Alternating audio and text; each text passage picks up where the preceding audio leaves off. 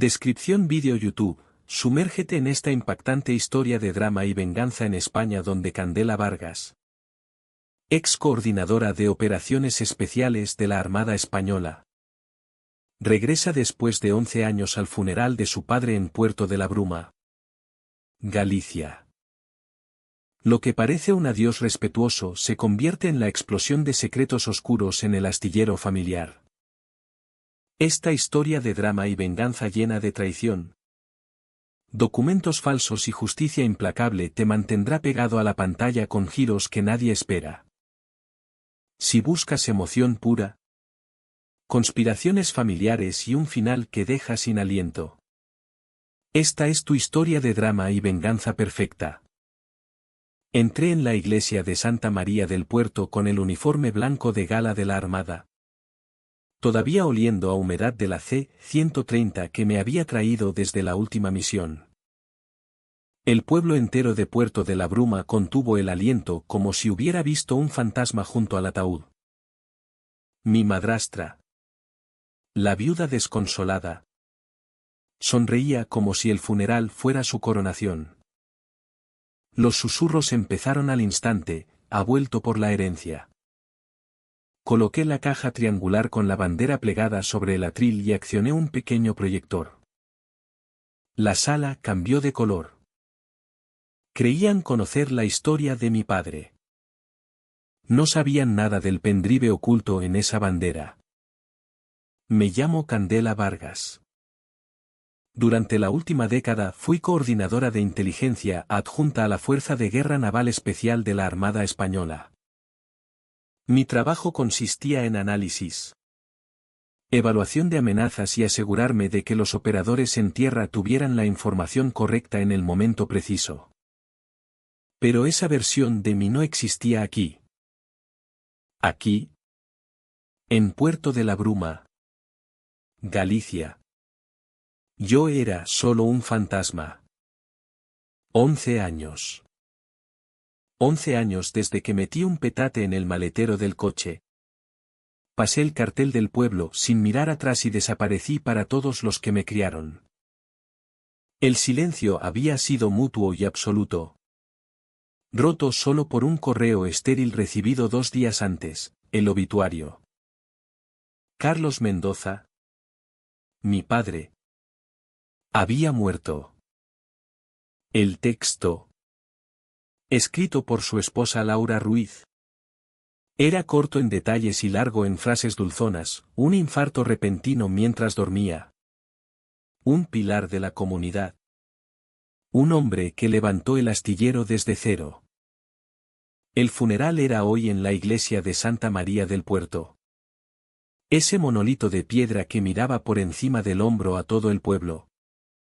Literal y figuradamente. Bajé del coche de alquiler y me ajusté la chaqueta del uniforme. El blanco me quedaba rígido. Equivocado. Con olor a almacén y al aire presurizado del avión de carga. Lo llevaba por una sola razón. Y no tenía nada que ver con el protocolo naval. Una postal descolorida que guardaba en la cartera desde hacía 15 años. Enviada desde un viaje de pesca antes del astillero. Antes del silencio. La letra cuadrada y mecánica de mi padre era clara: si algún día estás en una sala donde no sabes qué decir, deja que el uniforme hable por ti. Y ahora estaba hablando. Empujé las pesadas puertas de roble. La música del órgano se cortó a media nota. Fue como si hubiera absorbido todo el oxígeno del templo. 150 cabezas se giraron. El sonido de la inhalación colectiva fue más fuerte que la música. Vi las caras de mi infancia. Ahora blandas por 2 décadas de vida de pueblo pequeño. Vecinos que me daban limonada ahora apretaban los bolsos. Amigos de mi padre. Hombres que conocía de toda la vida. Me miraban como a un espectro, su lástima se convirtió en sospecha. En la primera fila estaba el padre Mateo Delgado. De pie. Manos entrelazadas. Listo para comenzar la homilía. Sus manos se detuvieron. Mateo no era solo un hombre de Dios, era el lobby espiritual del pueblo. Un hombre cuya influencia política superaba con creces su ministerio. Decidía qué proyectos recibían la bendición y qué pecados se pasaban por alto. Sus ojos se encontraron con los míos y no vi compasión, ni bienvenida. Vi cálculo inmediato y afilado. Era una variable que no había previsto. Ignoré los bancos y caminé, mis tacones resonaban en el pasillo de piedra como un tambor incómodo. Mi atención estaba en el frente. El ataúd estaba cerrado. Caoba tan pulida que reflejaba los vitrales como espejos deformados. Al lado. Sobre un caballete cubierto de terciopelo negro. El retrato que Laura había elegido, Carlos más joven. Sonriente. Con una caña de pescar. Pero junto al retrato habían colocado un objeto que no encajaba, uno de sus viejos cascos amarillos del astillero Bahía. El plástico rayado. El logo desvaído. Todavía con el cerco de sudor en la banda interior. Un escalofrío más frío que el aire acondicionado me recorrió la espalda. Era el detalle equivocado. Nadie coloca un casco junto al retrato de un hombre que murió plácidamente en la cama por un infarto. Se coloca un casco junto al retrato de un hombre que murió en el trabajo. El obituario era mentira. Era la primera nota discordante. Esto no era un funeral. Era una presentación. Miré por fin la primera fila. Laura Ruiz. Mi madrastra. Vestía un traje negro afilado como un cristal. No lloraba. Aceptaba condolencias. Asintiendo. Su rostro era una máscara de noble dolor ensayado. El alcalde Rafael Benítez se acercó a ella. No la abrazó. Le tomó la mano con las dos suyas y la estrechó con firmeza. Un gesto de sociedad. No de lástima. Laura. Un servicio precioso. Murmuró su voz en el silencio. Un tributo digno a un hombre que dio tanto por nuestro futuro. Pasé junto a ellos hacia el hueco vacío al final del banco delantero. El lugar que técnicamente estaban obligados a dejar. Al sentarme en la madera pulida, capté el final de un susurro de la fila de atrás. Dos hombres con trajes caros y maletines idénticos de cuero, los papeles de transferencia del Muelle 3 se firmaron antes de registrar la muerte. Está asegurado. Muelle 3. El muelle original de mi padre. El acceso a aguas profundas que hacía valioso el astillero Bahía. Mi mirada pasó de los abogados al arco que daba al salón principal.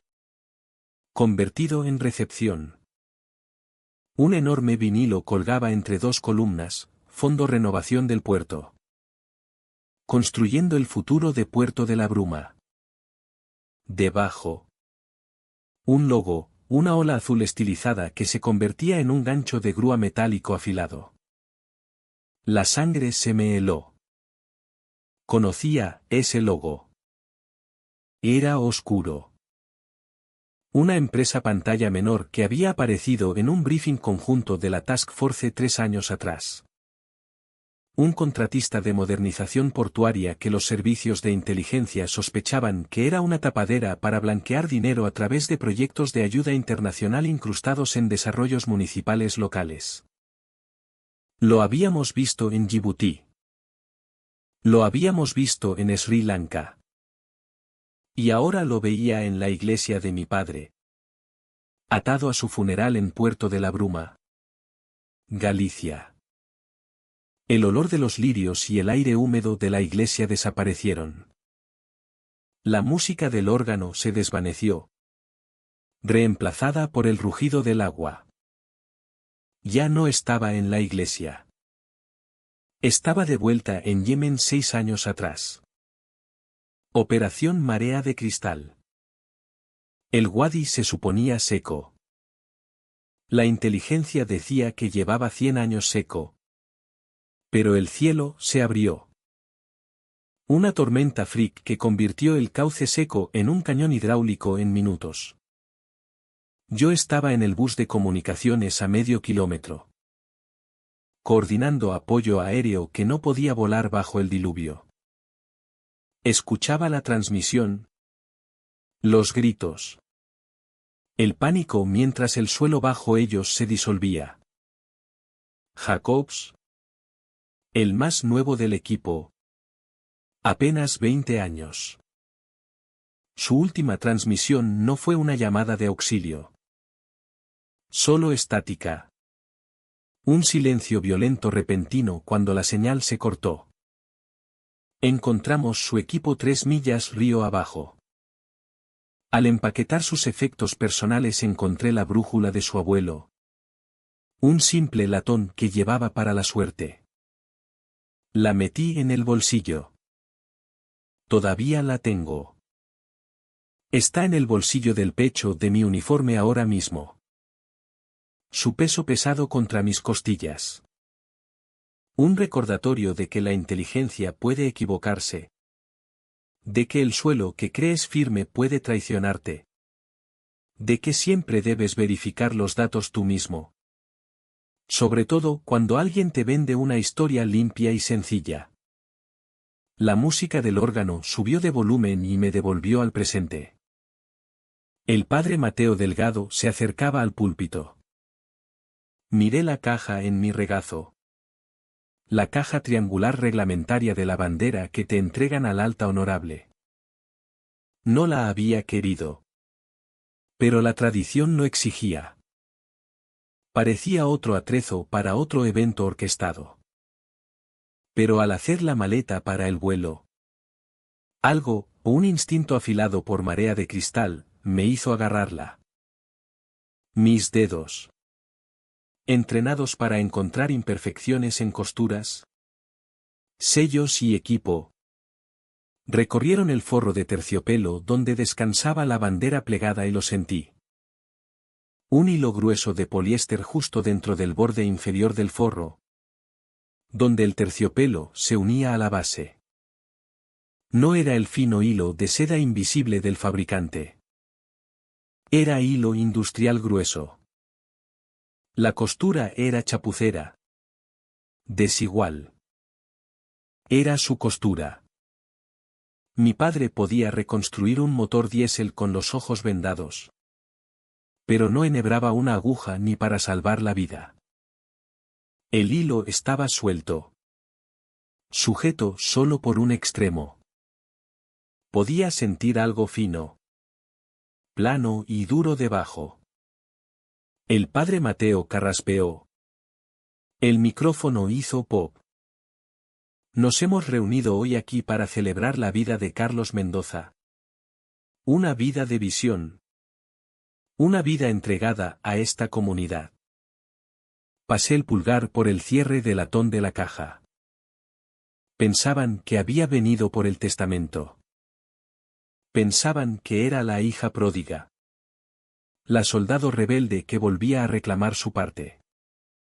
No tenían ni idea de que mi padre no había muerto de un infarto. El Fondo Renovación del Puerto no era una obra de caridad y este funeral no era un final.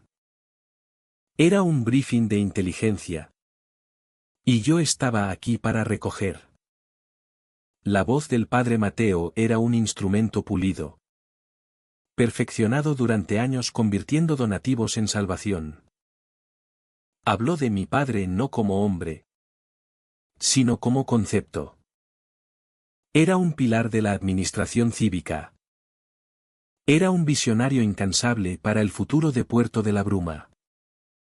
Era un hombre que entendía que el verdadero legado no es ladrillo y mortero, sino progreso.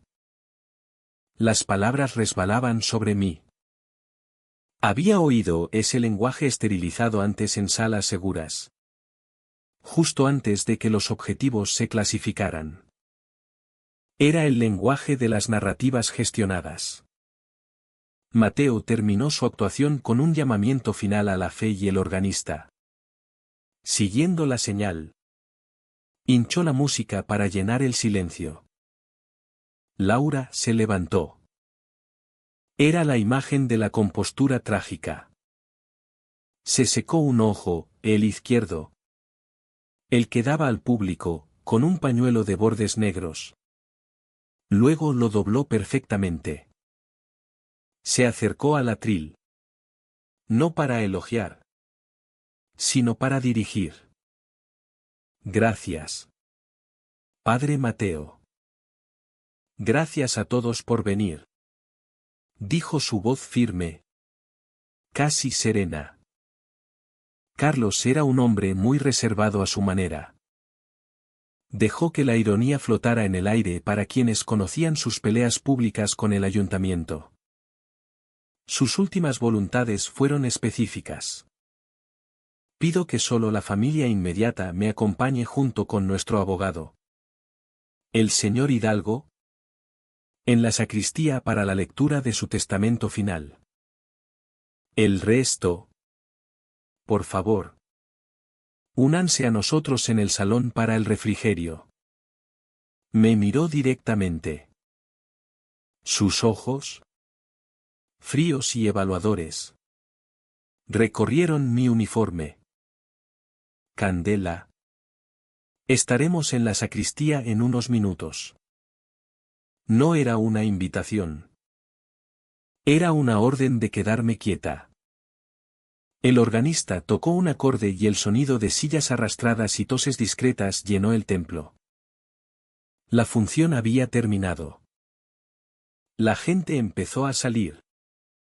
Su curiosidad reemplazada por la promesa de café y pasteles. Yo permanecí sentada en el banco delantero. Una isla en la sala que se vaciaba. Los susurros empezaron al pasar, esa es ella. Candela. 11 años. No ha vuelto ni una vez. Con ese uniforme. Igual que Carlos. Siempre tenía que llamar la atención. Dicen que la echaron. Ha venido por las tierras. Ya verás. El astillero vale una fortuna ahora. Las palabras eran mosquitos. Molestas pero inofensivas. Estaba entrenada para filtrar ruido de señal. Entonces un contacto distinto. Una mano gruesa, nudosa y manchada de grasa antigua aterrizó en mi hombro. Me giré. Gustavo, Gus, Merino. Había sido el jefe de mecánicos de mi padre durante 30 años. Un hombre que hablaba en gruñidos y olía a diésel y disolvente. Su cara era un mapa de dolor. Sus ojos enrojecidos y crudos. No había perdido solo a un jefe. Había perdido a un amigo. Se inclinó. Su voz un susurro ronco que cortó el ruido. Candela. Esto no está bien. Raspó. Mirando hacia Laura. Que ahora saludaba al alcalde en la puerta. Lo vi esperando. No fue un infarto. Candela. Estaba estresado. Claro. Pero no estaba enfermo. La mano de Gus se apretó en mi hombro. Acercándome. La semana pasada estábamos trabajando en el elevador número 3. Me dijo, Gus. Si me pasa algo. No dejes que se lleven el muelle. No dejes que nos desguacen. Señal. Gracias. Gus. Dije en voz baja. ¿Asintió? La garganta moviéndose.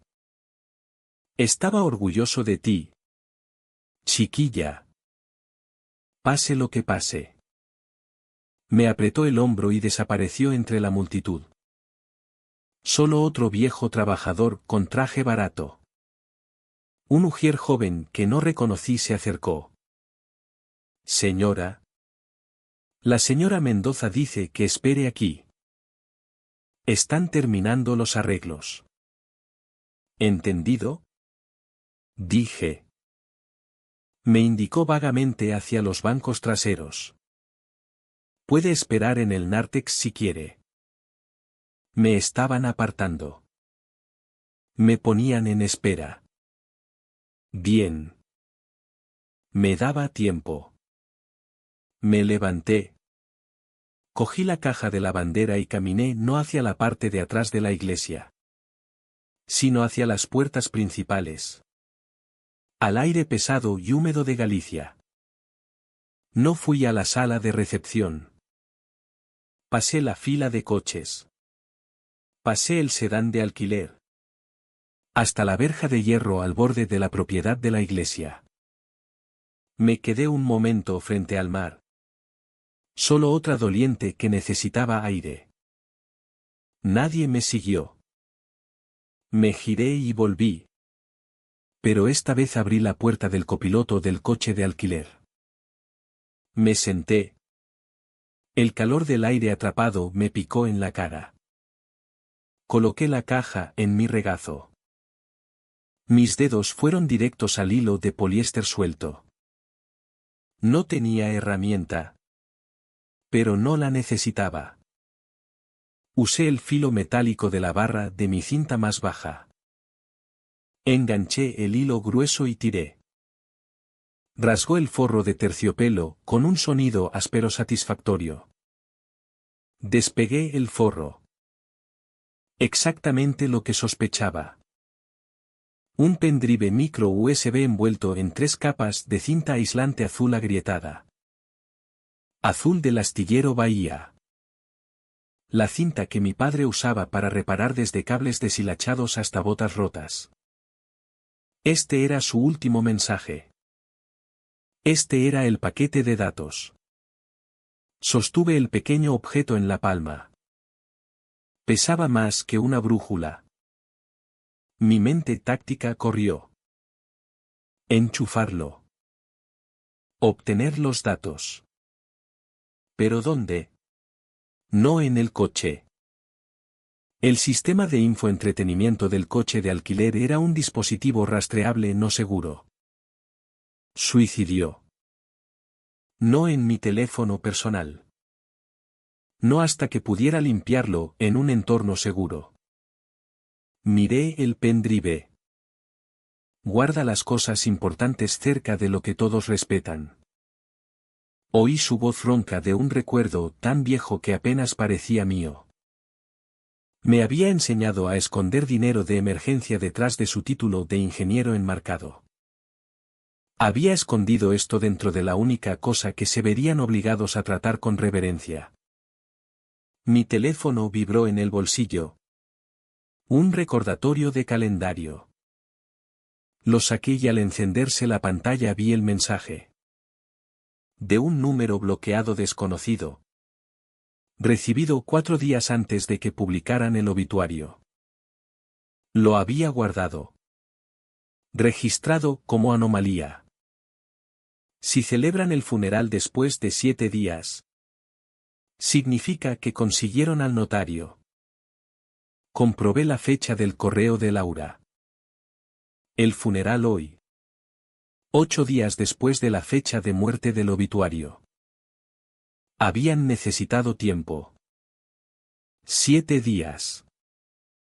Tiempo para hacer el papeleo. Tiempo para legalizar la transferencia antes de que el cuerpo estuviera siquiera bajo tierra. Las palabras de Gus resonaron, no dejes que se lleven el muelle. Las palabras del abogado resonaron, papeles de transferencia del muelle 3. Esto no era un funeral. Era una vuelta de honor. Saqué el pendrive de la cinta. Lo metí en el pequeño bolsillo impermeable de pastillas de mi llavero, que luego guardé en el bolsillo profundo del pantalón. Alisé el forro de terciopelo de la caja de la bandera. El rasgón invisible a menos que supieras dónde mirar. Salí del coche llevando ahora la caja vacía. Mi decisión estaba tomada. No los confrontaría. Todavía no. Una confrontación sin datos completos es solo una rabieta. No estaba aquí para gritar. Estaba aquí para observar. Recoger y actuar. Volví a la iglesia. El aire acondicionado fue un shock después del calor. El templo estaba vacío. Los lirios ya empezaban a oler dulce y enfermizo. El ujier me vio. Por aquí. Señora. Me llevó más allá de la sacristía donde oí el murmullo bajo de voces, Laura y los abogados, y a una pequeña habitación lateral. La sacristía auxiliar. Era donde Mateo y el coro guardaban las casullas. Olía a madera vieja. Cera de vela y papel. Solo un minuto. Dijo el ujier y cerró la puerta. Dejándome sola. La habitación estaba forrada de madera oscura. Casi negra. Un alto armario tallado contra una pared. Su puerta entreabierta. Detrás vi la esquina de un gran tablero blanco. No dudé. Moví la pesada puerta del armario. No era un cartel. Era un render arquitectónico. Un esquema clavado en un corcho oculto por el mueble. En la parte superior. El título, Proyecto Renovación del Puerto de la Bruma. Fase 1. Y allí estaba, todo el astillero. El astillero de mi padre. Astillero Bahía. Pero el logo del render no era el azul del astillero Bahía. Era el gancho de grúa estilizado de Renovación Portuaria SL. Escaneé el plano. Muelle 1 y 2 marcados para demolición. Muelle 3. El muelle de aguas profundas. Marcado como transferencia de activos y resaltado en rojo. Los almacenes. El taller de máquinas. El dique seco, todo iba a ser reemplazado por condominios de lujo waterfront y tiendas boutique. No solo se llevaban el muelle, estaban borrando la obra de su vida. Dejé que la puerta del armario se cerrara con un clic suave. Mis ojos recorrieron el resto de la habitación. En la pared principal junto a la puerta estaba el tablón de anuncios de la iglesia. Anuncios de una venta de pasteles. Un retiro de jóvenes y un folleto brillante a todo color clavado justo en el centro. El logo de Renovación Portuaria SL en la parte superior entrelazado con la cruz de la iglesia de Santa María del Puerto. Únanse a nosotros para una gala especial de agradecimiento a donantes que celebra el lanzamiento del nuevo fondo del puerto en honor al legado y visión de Carlos Mendoza. Esta noche. 8. Salón principal de la iglesia de Santa María del Puerto. Esta noche no solo leerían el testamento. Estaban montando una fiesta. El funeral era la excusa. La gala era el objetivo. Usaban la muerte de mi padre como discurso principal de su operación inmobiliaria. Y lo hacían bajo la protección de la iglesia. Todo en un plazo acelerado. La puerta se abrió. El ujier otra vez. Señora. Ya están listos para usted. Me llevó por un corto pasillo alfombrado hasta la sacristía principal. La puerta ya estaba abierta. La habitación era el arquetipo del poder clerical, madera oscura. Libros encuadernados en cuero que parecían no leídos. Un escritorio pesado y un leve olor a papel viejo y cera para muebles. Laura estaba sentada en una silla de respaldo alto. Manos cruzadas en el regazo. La imagen de la compostura. De pie junto al escritorio había un hombre que no reconocí. ¿40 y tantos? Traje demasiado caro para Puerto de la Bruma. Corte de pelo afilado como navaja y esa piel pálida de interior que nunca ve el sol. Parecía más un capitalista de riesgo que un abogado de pueblo pequeño. Candela. Dijo Laura. Voz plana. No se levantó. Este es Víctor Hidalgo. Nuestro abogado familiar. La palabra, familiar, era una marca territorial clara. Hidalgo dio un paso adelante, extendiendo una mano manicura. Señorita Vargas. Víctor Hidalgo. Un día triste. Mi pésame. Tomé su mano. Su agarre era seco y firme. Un gesto practicado de dominio. No devolví la presión. Solo la sostuve. Un apretón de pez muerto. Que sabía que era más desconcertante. Señor Hidalgo. Por favor. Siéntese. Dijo. Señalando una dura silla de madera colocada varios pies lejos del escritorio. Separada de los sillones de cuero. La silla de los invitados. La silla del suplicante. No me senté. Pasé la silla y me puse junto a la ventana que daba a un pequeño jardín cuidado. Ponía la luz detrás de mí, silueteándome, y les obligaba a mirar hacia arriba. Era una pequeña ventaja táctica mezquina.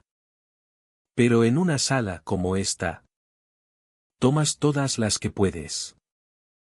No necesitamos alargar esto, dijo Laura, su voz adquiriendo un filo quebradizo. Todos estamos de luto. Hidalgo carraspeó, abriendo un maletín de cuero elegante sobre el escritorio. No sacó un grueso documento antiguo. Sacó una sola hoja de papeles grapados pulcramente en la esquina. Laura tiene razón. Es una formalidad dolorosa, dijo Hidalgo, voz suave y ensayada. Carlos fue minucioso.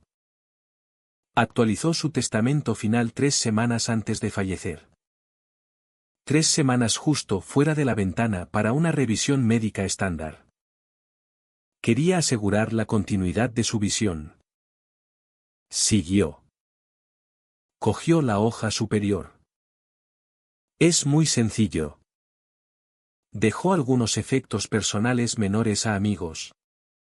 Algunas donaciones benéficas. Pero la mayor parte del patrimonio se consolida. Por supuesto. Hizo una pausa para efecto. Legó la casa de la bahía en la carretera del acantilado y todos sus contenidos. Junto con su participación mayoritaria en el astillero Bahía. Específicamente todos los activos asociados al Muelle 3.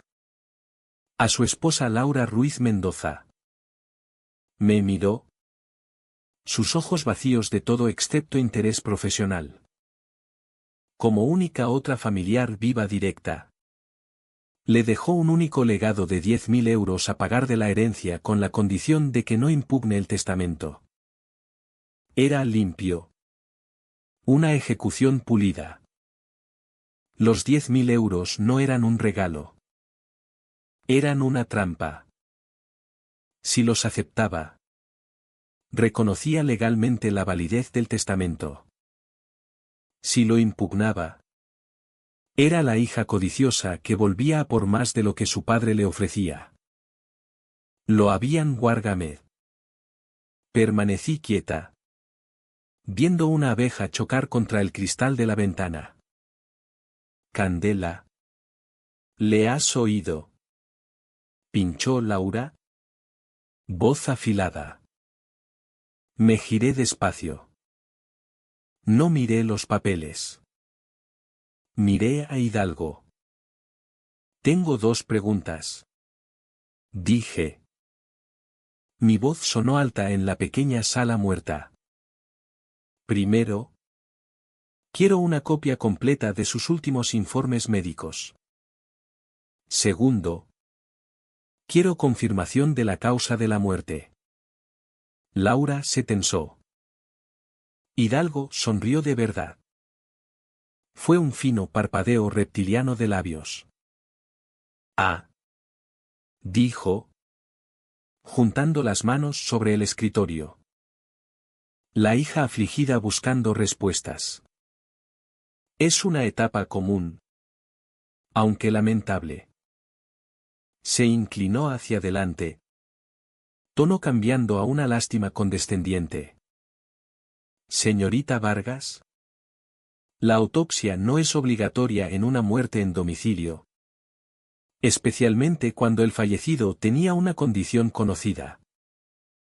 Su padre tenía un problema cardíaco. Estaba sobrecargado de trabajo.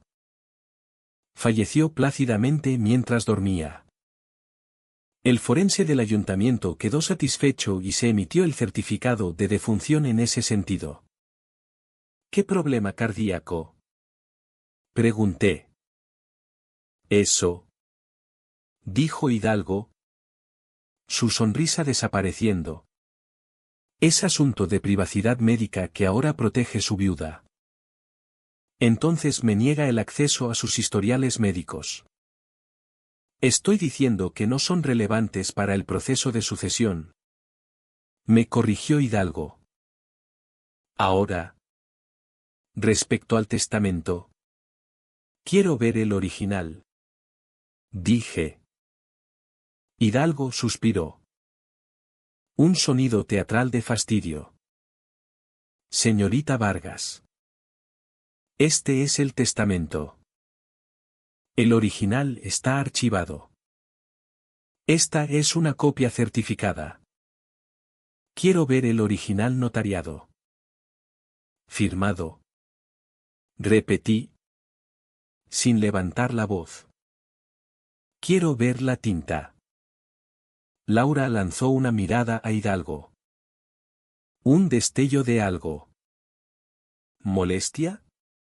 ¿Pánico? La compostura de Hidalgo era perfecta. Muy bien. Si insiste en esta actuación. Metió la mano en el maletín y sacó otro documento. Este en una funda de plástico transparente. Lo deslizó por el escritorio hacia mí, pero no tan lejos que pudiera alcanzarlo desde la ventana. Caminé hasta el escritorio. No toqué la funda. Me incliné. La chaqueta del uniforme tirando en la espalda. La firma era la suya. O una muy buena copia. Carlos Mendoza. La M de Mendoza con ese floreo impaciente familiar. La firma de Laura estaba como testigo. El otro testigo. No reconocí el nombre. Mis ojos fueron al fondo. Al sello circular en relieve. El sello del notario público. Mi corazón no se detuvo. Solo empezó a latir en un ritmo distinto. Más frío. El sello era nítido. La tinta de un azul casi negro profundo. Notaría Clavel y Ceniza. Puerto de la Bruma. Nunca había oído hablar de ella. Había pasado mis primeros 18 años en este pueblo.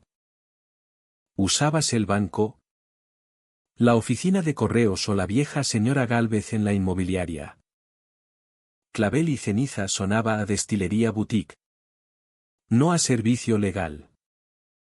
Clavel y Ceniza. Dije en voz alta. Nueva en el pueblo. Son muy eficientes. Dijo Hidalgo. arrebatando el documento y metiéndolo en el maletín. Ahora. Si hemos terminado con las actuaciones. La puerta de la sacristía se abrió sin llamar. El padre Mateo entró. Rostro máscara de solemne preocupación. Miró de mí a Laura. Manos entrelazadas. Laura. Víctor. Dijo. Voz un rumor pastoral bajo. Solo quería asegurarme de que todo estaba en paz. Se giró hacia mí. Candela. Este es un día de dolor profundo. No debemos dejar que viejas heridas o confusiones nublen el recuerdo de tu padre. Estaba interponiéndose. Esto no era una visita pastoral. Era un refuerzo estratégico. Mientras hablaba. ¿El teléfono de Laura? Que estaba sobre el escritorio. Se iluminó con un mensaje. Estaba demasiado lejos para leerlo. Pero vi el nombre del remitente antes de que lo deslizara, alcalde Benítez. La vista previa del mensaje era corta, prensa espera declaración a las 19h. Estaban en horario. La gala. La prensa. La transferencia. Este testamento era solo una casilla que marcar. Mi mano estaba en el bolsillo. Mi pulgar encontró el pequeño botón táctil del lado del grabador de audio digital. Lo pulsé. El dispositivo era especificación militar. Diseñado para captar conversaciones en una sala sin ser obvio. En esta sala tranquila captaría un susurro. Tiene razón. Padre. Dije. Voz más suave ahora. Casi conciliadora. Solo es repentino. Este Nuevo Testamento. Miré a Víctor Hidalgo. Dijo que se firmó hace 3 semanas. Es correcto.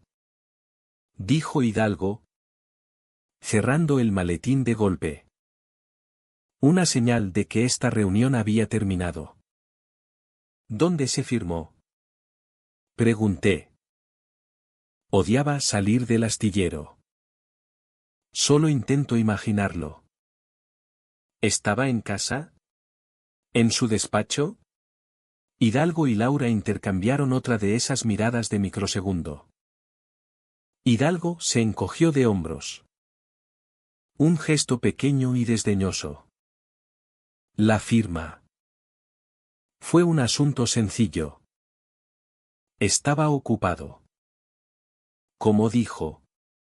Lo acomodamos. La firmó aquí mismo. En el salón parroquial. Después de una reunión sobre el nuevo proyecto. El padre Mateo incluso estuvo allí como consuelo espiritual. Lo había dicho como una distracción. Una forma de mostrar lo apoyado y cómodo que estaba mi padre. Pero fue un error fatal. El aire de la sala no cambió. Pero para mí todo encajó en foco.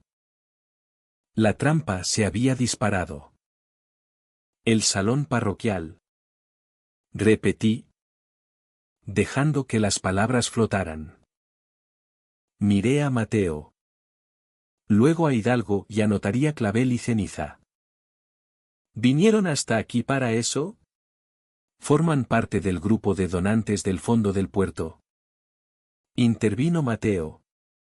Voz suave. Una excelente empresa nueva con espíritu cívico. Estuvieron encantados de ayudar. Asentí. Un notario con interés financiero directo en el proyecto Renovación del Puerto. Que es el único beneficiario de los activos que se transfieren. Notarió el testamento en un edificio propiedad de otro socio financiero. Testificado por la beneficiaria. La cabeza de Hidalgo se levantó de golpe. Sus ojos por primera vez perdieron el brillo aburrido y se volvieron afilados. No soy abogada. Señor Hidalgo. Continué. Voz nivelada.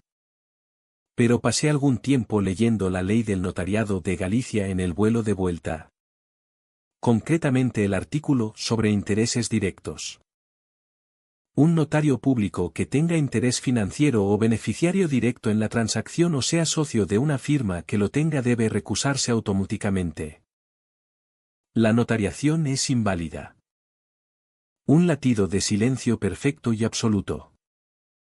La cara de Hidalgo pasó de pálida a un rojo apagado y enfadado.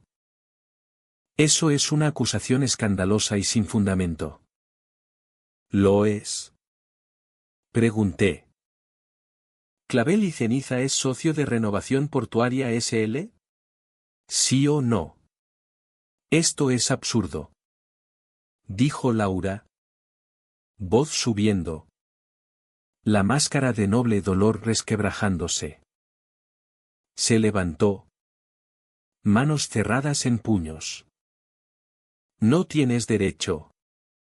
Casi gritó. Señalándome con un dedo. No puedes volver aquí después de 11 años con ese disfraz y cuestionarme. Eres una invitada aquí. Una invitada no deseada. El estallido fue hermoso. Fue crudo. No planeado y honesto. Había perdido el control.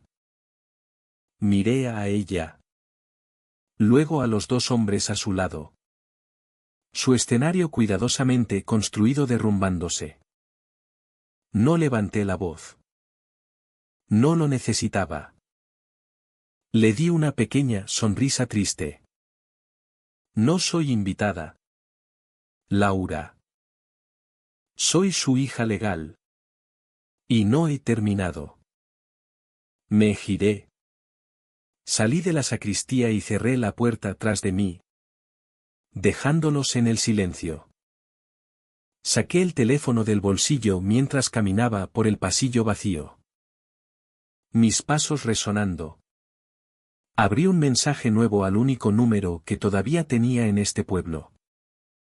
Gustavo Merino. Encuéntrame en el muelle 3. Al atardecer. El sol sangraba en el Atlántico, tiñendo el horizonte de un morado magullado. Cuando llegué a la valla de cadena del astillero Bahía, el cielo era un índigo profundo sin estrellas. Atardecer. El muelle 3 era la parte más antigua del astillero. Un largo dedo de madera apuntando a la oscuridad de la bahía. Las luces de vapor de sodio en los altos mástiles parpadeaban, arrojando charcos de luz naranja enfermiza que titilaban como velas agonizantes. El aire estaba espeso de sal, creosota y el leve olor metálico del óxido. Este era el paisaje sonoro de mi infancia. El viento silbando entre los aparejos de los barcos en dique seco. El suspiro rítmico y pesado del agua empujando contra los pilotes. Y debajo de todo, la música solitaria de cadenas de ancla y grilletes pesados golpeando contra los volardos de madera. Una sombra se despegó del costado de un enorme taller oscuro. Gustavo Merino. No saludó. Solo inclinó la cabeza. Su cara un paisaje de sombras bajo la luz terrible. Me moví en silencio. Mis botas sin hacer ruido en el asfalto manchado de aceite.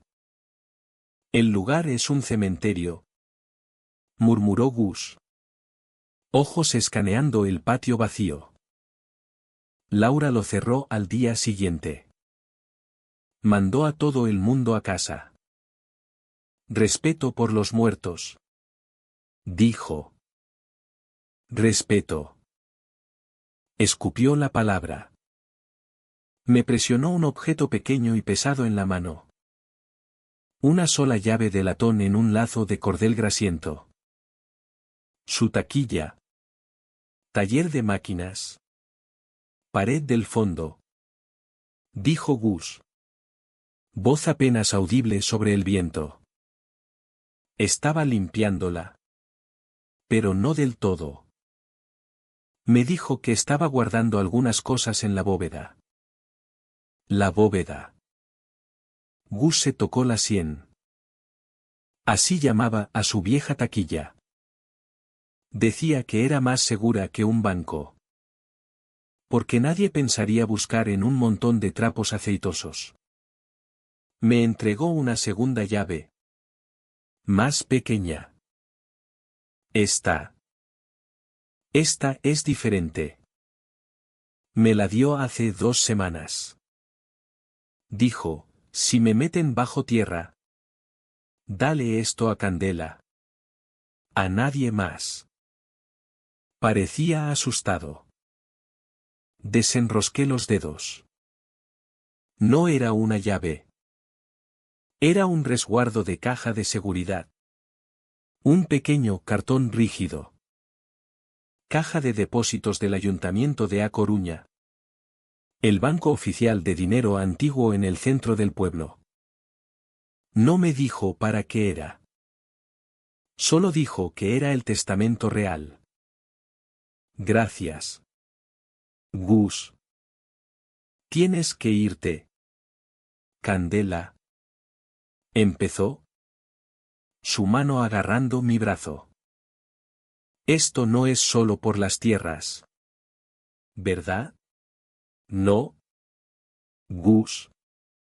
Dije. Mirando más allá de él hacia el agua oscura.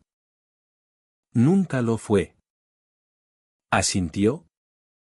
Un movimiento brusco e infeliz. Y se disolvió de nuevo en las sombras. El taller de máquinas era cavernoso. Oliendo a metal frío y lubricante. La luna. Una fina hoz. Ofrecía la luz justa a través de las altas ventanas sucias para ver las formas de los enormes tornos y taladradoras. Gigantes dormidos cubiertos con lonas. Las taquillas estaban contra la pared del fondo. Una fila de metal verde rayado y abollado. C. Mendoza. El nombre estaba estarcido en pintura blanca desvaída. Igual que había estado durante 20 años. La llave de latón giró con un clic áspero y rígido. La puerta de la taquilla chirrió al abrirse. Un sonido que resonó en el enorme espacio vacío. El olor me golpeó primero. Aceite de motor. Café viejo y ese olor agrio específico de sus guantes de trabajo. Dentro era una cápsula del tiempo, un termo. Un par de botas gastadas y un cuaderno grueso de espiral. Su tapa resbaladiza de grasa. Lo saqué. Pasé las páginas. Estaban llenas de su letra cuadrada y precisa. No palabras. Sino números. Fechas. Cifras.